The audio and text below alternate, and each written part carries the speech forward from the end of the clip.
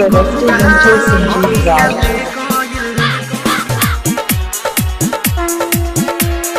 सभी फॉलोइंग को डीजे संजीव की तरफ से हार्दिक शुभकामनाएं।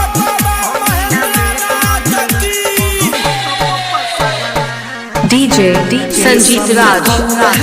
भंगिया ले गइल पर्वत पपसरला से ए स्वामी कौआ भंगिया ले गइल पर्वत पपसरला से कथी पीसी जी हो कथी घिसी जी हो कथी पीसी जी कथी घिसी जी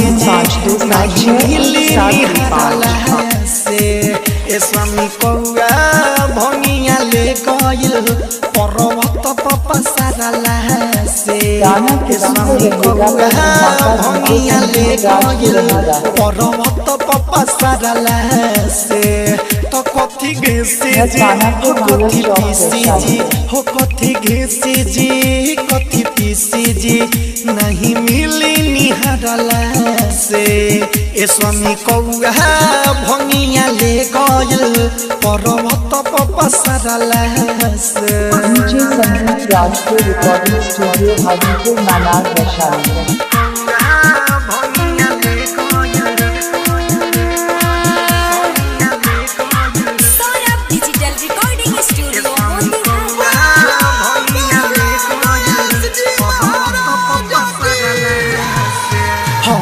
डीजे संजीव राज।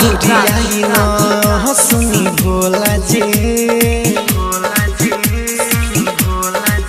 भांग के पाता न लहुकाता कहाँ बझोला जी। म्यूजिक डायरेक्टर विंटर संजीव राज। ढाबुर कमरिया सब भंगिया लेके आवत होई लेके आवत होई लेके आवत होई 73527617 न घुरियाई सुनी भोला जी तो भांग के पाता न लहुकाता कहाँ भोला जी।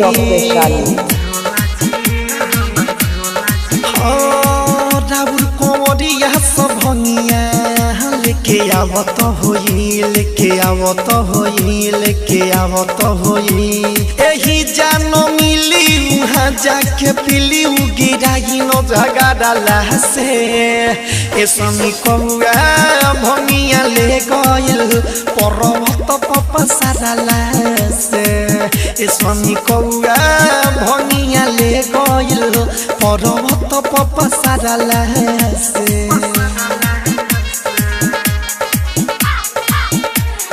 सभी फॉलोइंग को डीजे संजीव की तरफ से हार्दिक शुभकामनाएं। डिजिटल रिकॉर्डिंग स्टूडियो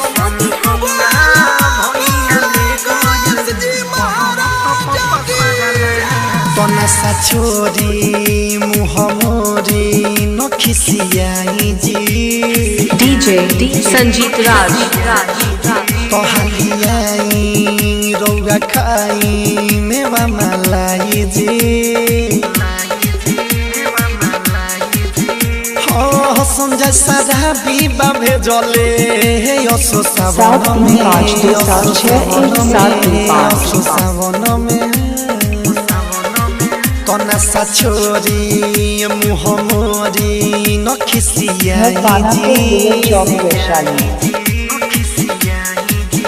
हलियाई रौआ खाई मेवा मलाई जी।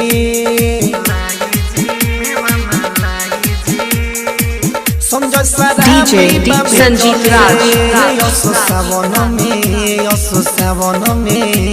सावन में सौरभ ये सौरिया रतन रतन से रहे गांजा के मारला से ए स्वामी कौआ भंगिया ले गइल पर्वत पपसरला से ए स्वामी कौआ भंगिया ले गइल पर्वत पपसरला से। संजीव राज के रिकॉर्डिंग स्टूडियो हाजीपुर मनार वैशाली।